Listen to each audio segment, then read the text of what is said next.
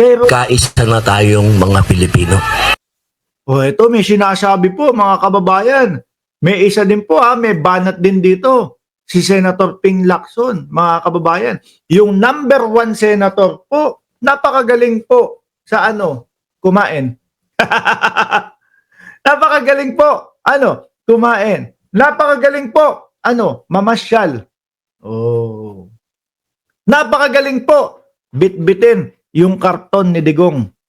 No? May nangyari na ba, Robin Padilla? Kabibit-bit mo ng hinayupak na karton na yan?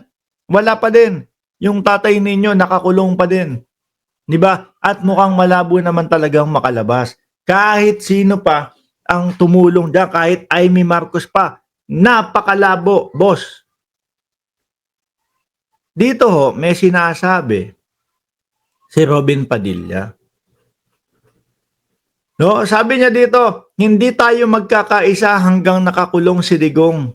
Anak ng tinapayan.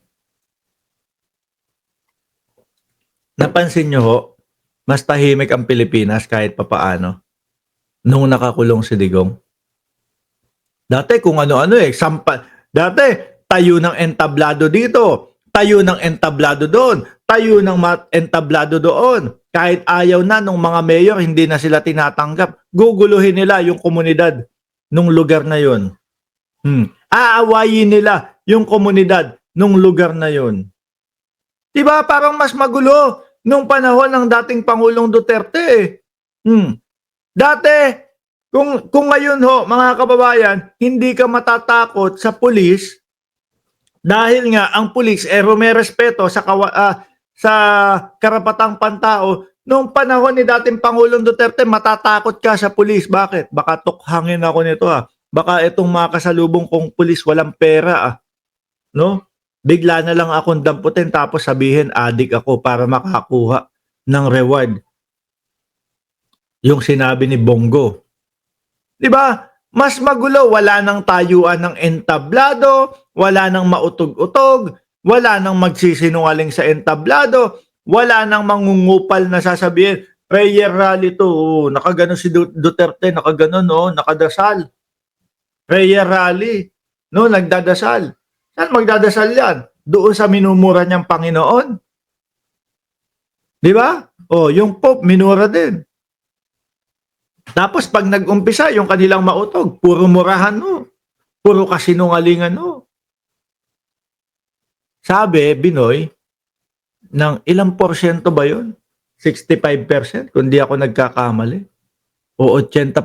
Sabi ng mga Pilipino, mas gusto na litisin si dating Pangulong Duterte diyan mismo sa ICC. No? Diyan mismo sa ICC. Pakinggan muna natin si Binoy. Ang dami ko na sinabi dito. Maghanda tayo. Nagawa natin sa 2025 na ipakita natin ang might, ang lakas ng Duterte. Sira ata tuktok dito Malakas daw sila. Naipakita daw po nila noong 2025 yung lakas ng Duterte. 10, 3 panalo, 7 talo. Puta, ano yung lakas na yon? Bobo na lang ata ang nag-iisip po mga kababayan. Pag ganun ang iisip mo, 10 na kandidato, 3 talo, 3 panalo, 7 talo, anak ng putek na yan. Tapos sasabihin mo, malakas tayo. Bakit? 3 panalo sa atin. Anong nangyari sa 7? Laglag. Ang kati mo sa ulo. No? Ano naging malakas doon? Malakas tayo. Bakit? Kasi number 1 si Bongo. Oo nga Baka yun yung pinaglalaban nila. Number 1 si Bongo. Ilan ang boto ni Bongo? 26 million. Ilan yung sinasabi nilang DDS? 32 million. No? Merong mga nagsasabi, administrasyon kami, Mark, pero binoto namin si Bongo. Kasi nga, Kahit papaano natutulungan kami nung malasakit niya.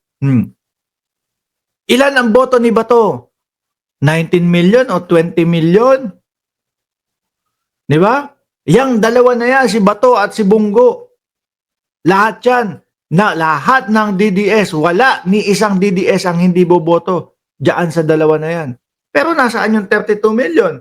Bakit kung titingnan mo, 20 milyones lang? Nasaan na napunta yung 12 milyones?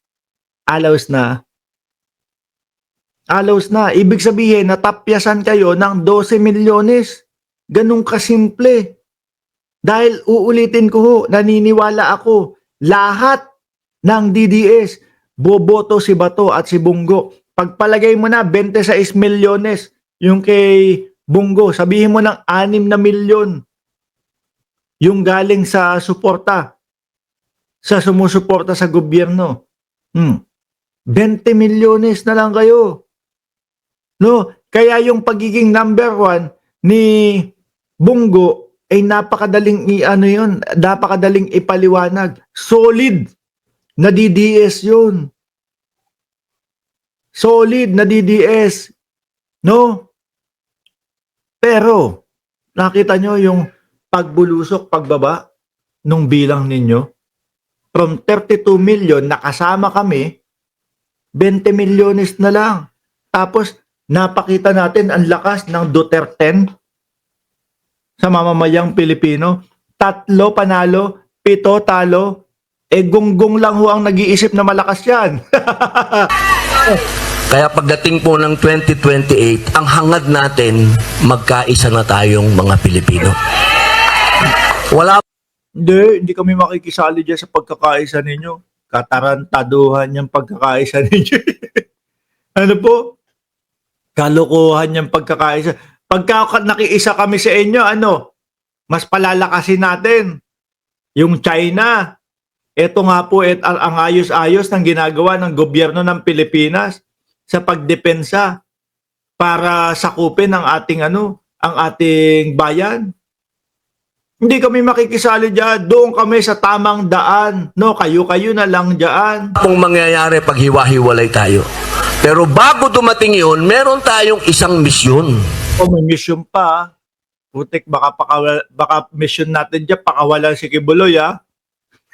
hindi kami sasama lalo diyan. Baka yung mission, pakawalan si Kibuloy.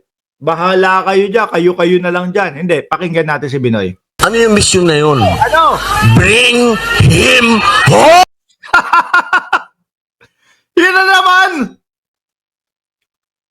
Kayo kaya, 20 million na mga DDS. Punta na kaya kayo doon sa Hague. No, punta na kayo doon sa labas ng ICC.